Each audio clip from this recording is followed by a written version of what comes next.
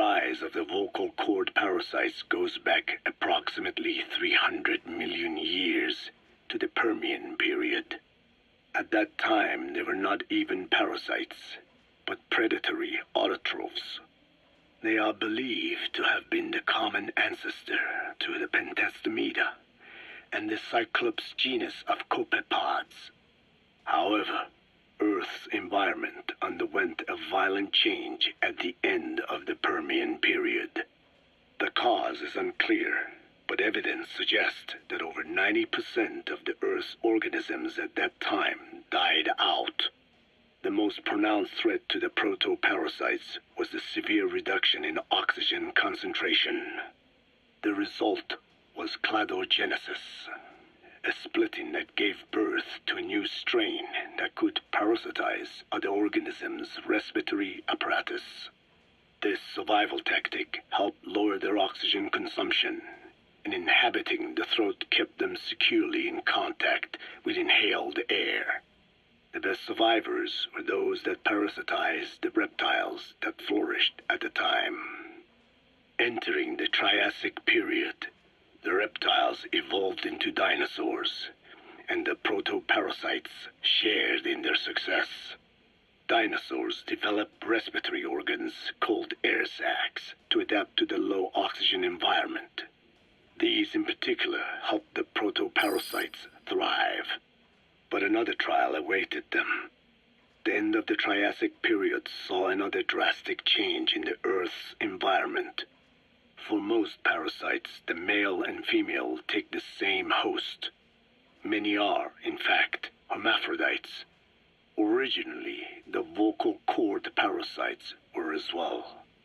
But for any strain to ride out a severe environmental change, it must secure a steady pool of genetic diversity. Another split. Now the newest strain procreated with mates found in other hosts. And in order to increase its encounters with those mates, the new strain utilized the voice of its host. They came to inhabit the host's vocal cords. This truly was the birth of the vocal cord parasite. The parasites developed the host's pharynx to form resonating chambers and used them to produce sophisticated mating calls. The relatively upright posture of the dinosaurs was important in this, because the crooked L-shaped pharynx was more suited to the development of resonating chambers.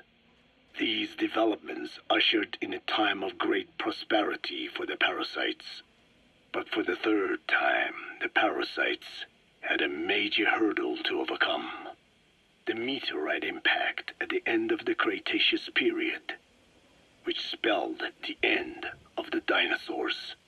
With their hosts extinct, the vocal cord parasites had no option but to find a new habitat.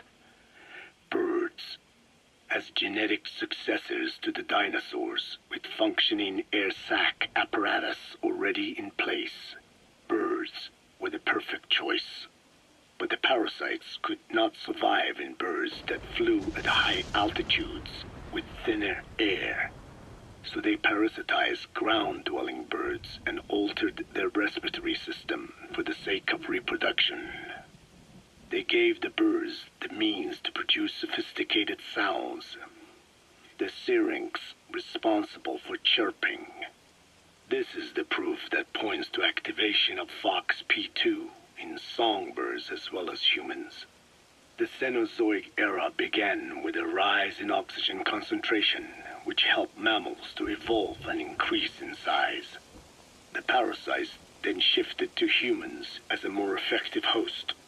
Humans' bipedal upright walking meant that our throats could support larger resonating chambers. At first, vocal cord parasites entered humans using birds as their intermediate host. But eventually they changed to conducting their entire life cycle within human hosts.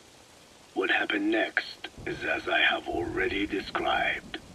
People took the vocalizing prowess given them by the parasites and made it language, And once the parasites could no longer use it as their mating call, they died out. Or in other words, the parasites overcame all evolutionary hurdles except humanity. Skullface shared his opinion on this matter. He said the Ethnic Cleansers Project was sure to succeed. After all, the parasites had a grudge against us humans. To think we awoke them after such a long slumber, just so they could sate their thirst for vengeance. It is terrible, unforgivable, and yet it is what I have done.